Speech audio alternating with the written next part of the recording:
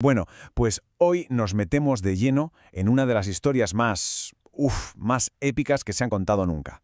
Hablamos, claro, de la increíble huida de los israelitas de la esclavitud en Egipto, la historia que nos cuenta el libro del Éxodo.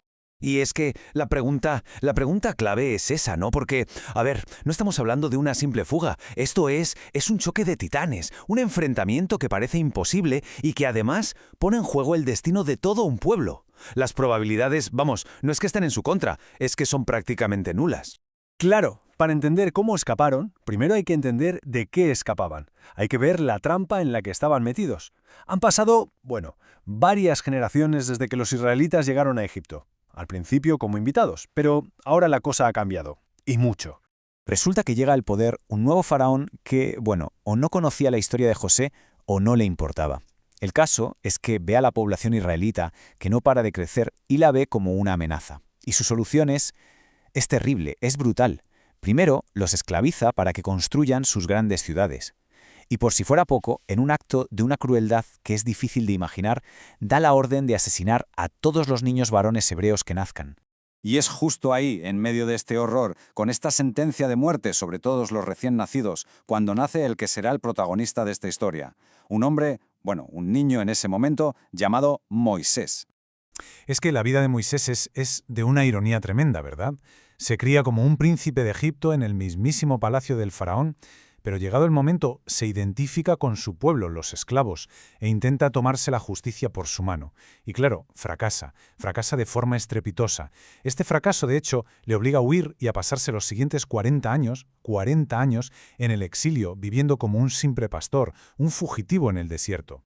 Y cuando parece que su vida ya no va a ninguna parte, después de 40 años en el más absoluto olvido, Moisés tiene un encuentro que lo cambia todo, para siempre. De repente ve una zarza que está ardiendo, pero que, curiosamente, no se consume. Y desde esa zarza Dios le habla. Se revela a sí mismo con un nombre muy potente, Yo Soy, y le encomienda una misión que suena, a locura.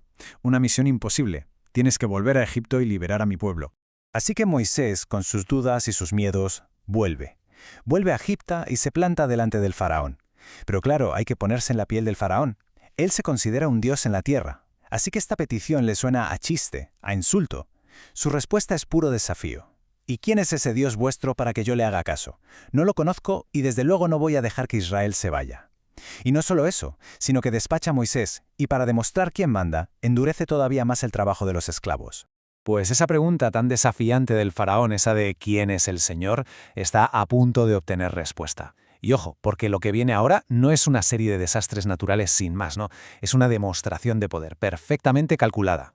Y esto es fascinante, hay que fijarse en este detalle. Cada una de las plagas es un golpe directo a uno de los dioses de Egipto. No es casualidad. Por ejemplo, el Nilo, que era la fuente de vida y al que adoraban como el dios Hapi, de repente se convierte en sangre. Las ranas, que eran un símbolo de Heket, la diosa de la fertilidad, pasan de ser un símbolo a ser una plaga insoportable.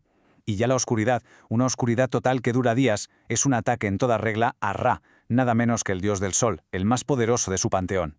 Esto es en toda regla una guerra de dioses. Y a partir de la cuarta plaga pasa algo que es clave para entender todo esto. De repente, se traza una línea de separación muy clara, una división. Mientras todo Egipto está sufriendo las plagas, ya sean las moscas, la muerte del ganado o esa oscuridad que dicen que se podía hasta tocar, la tierra de Gosén, que es donde vivían los israelitas, queda totalmente a salvo, intacta. El mensaje no puede ser más claro, ¿verdad?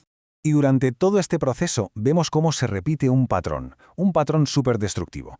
Cada vez que una plaga está en su punto más álgido, cuando ya no pueden más, el faraón llama a Moisés y le promete que sí, que dejará ir al pueblo. Pero en cuanto Moisés intercede y la plaga se retira, ¿qué pasa? Pues que el faraón se echa para atrás, cambia de opinión, una y otra vez. Su corazón se va endureciendo más y más, y con cada negativa está sellando su propio destino, y de paso, el de toda su nación. Bueno, pues después de 9 plagas, una más terrible que la anterior, llegamos a la 10ª, la definitiva, la más devastadora de todas. Pero, y esto es muy importante, junto con este juicio final también llega una instrucción, una forma para que los israelitas puedan librarse de él. El golpe final es simplemente devastador. La plaga consiste en la muerte de todos los primogénitos de Egipto. Y cuando digo todos, son todos. Desde el propio hijo del faraón, su heredero, hasta el primer nacido del ganado en el establo. Absolutamente nadie está a salvo.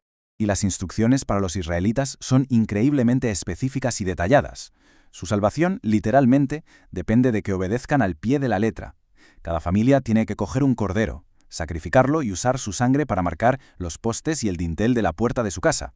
La idea es que cuando el ángel destructor pase por Egipto esa noche, al ver la señal de la sangre en una casa, pasará de largo, de ahí el nombre de Pascua, y perdonará la vida de los que estén dentro. Y aquí hay que hacer un pequeño apunte, porque según el propio texto, y sobre todo la interpretación posterior, este evento no es solo un hecho histórico, sino que tiene una carga profética enorme. De hecho, se presenta como una especie de anticipo, un presagio de la figura del Cordero de Dios que aparecerá mucho más tarde en el Nuevo Testamento. Así que el simbolismo teológico aquí es profundísimo. Efectivamente, esa noche un lamento terrible recorre todo Egipto. No hay casa donde no haya un muerto. El faraón por fin está roto, completamente quebrado. Y esta vez no solo permite que los israelitas se vayan, es que les suplica, les ruega que se marchen ya. Ahora sí, el éxodo ha comenzado. Pero, claro, surge una pregunta logística importante. ¿Cómo guías a cientos de miles de personas, a una nación entera, a través de un desierto que no conocen? Pues la respuesta es que Dios mismo se convierte en su guía, de una forma espectacular y milagrosa. Durante el día una columna de nube gigante les va mostrando el camino, y además les da sombra del sol abrasador. Y por la noche esa columna se transforma en una columna de fuego que les da luz y calor. Pero cuando parecía que todo había acabado, el faraón vuelve a cambiar de opinión.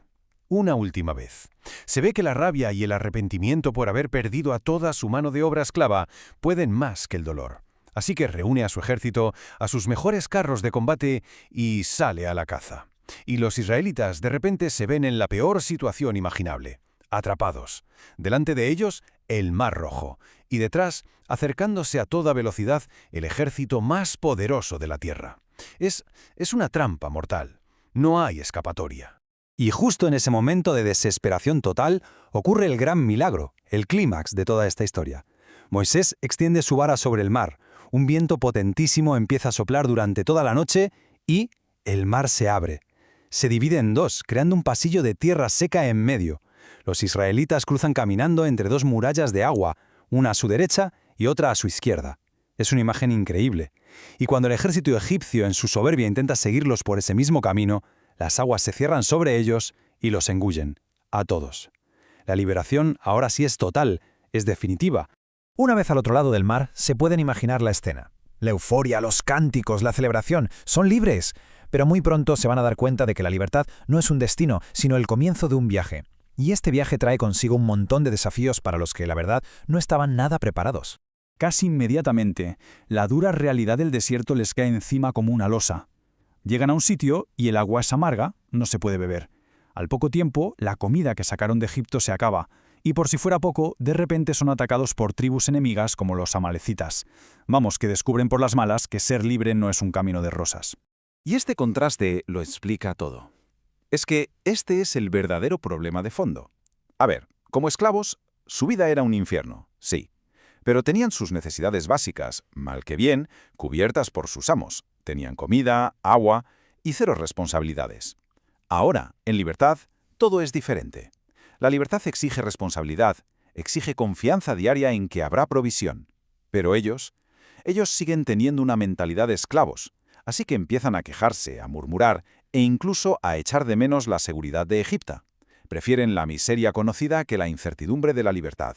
Y con esto llegamos al final, pero también al principio, porque la libertad física, la huida de Egipto, fue solo el primer paso, el más espectacular quizá, pero solo el primero. El verdadero desafío, el que de verdad iba a costar, era mucho más grande. Necesitaban dejar de ser esclavos por dentro, en su mente, en su corazón. Necesitaban aprender a ser un pueblo libre, a convertirse en la nación que estaban llamados a ser. Y esa pregunta final, ¿qué se necesita para forjar una nación a partir de gente que solo ha conocido la esclavitud? Esa es una pregunta que desde luego resuena con fuerza mucho más allá de las arenas de aquel desierto.